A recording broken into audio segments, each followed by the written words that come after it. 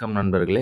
எங்கே போயிட்டுருக்கேன்னு பார்த்தீங்கன்னா, trip கிளம்பியிருக்கிறோம். Night தூங்கின்னு இருந்தவன அறக்க பறக்க இழுத்துட்டு போயிட்டானுங்க.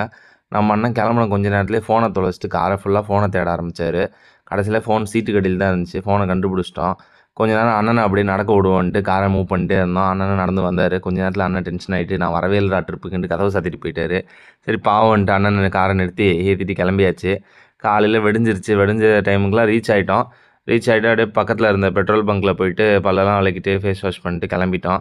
அப்படியே என்ன பண்ணோன்னு பார்த்தீங்கன்னா, பீச்சுக்கு போயிட்டு கொஞ்ச நேரம் குளிச்சுட்டு கோயிலுக்கு போகலான்ட்டு பிளானை போட்டோம். சரி நான் அப்படியே திங்ஸ் எல்லாம் வச்சுட்டு பார்த்துட்டு உட்காந்துருந்தேன். நம்ம ஃப்ரெண்ட்ஸ் எல்லாம் போயிட்டு பீச்சில் குளிச்சுட்டு இருந்தாங்க. எந்த கோவிலுக்கு வந்திருக்குன்னு பார்த்தீங்கன்னா, திருச்செந்தூருக்கு தான் ஃப்ரெண்ட்ஸ் வந்திருக்கிறோம். நாங்கள் போன டைம் பரவாயில்ல, வீக் டேஸ்ன்றதுனால கூட்டம் அந்த அளவுக்கு இல்லை. கோவிலும் பழைய மாதிரி கன்ஸ்ட்ரக்ஷன் ஒர்க்லாம் இல்லாமல் இப்போ முடிஞ்சிருச்சு ஓரளவுக்கு. 70% ஆஃபர் கம்ப்ளீட் ஆகிடுச்சு. திருச்செந்தூர் போகணுன்னு முடிவு பண்ணிங்கன்னா வீக்கெண்டை தவிர்த்துருங்க. வீக் டேஸில் போங்க. அட்லீஸ்ட் ஒரு 1 ஹவரில் சாமி பார்த்துடலாம். பாய் நண்பர்களே.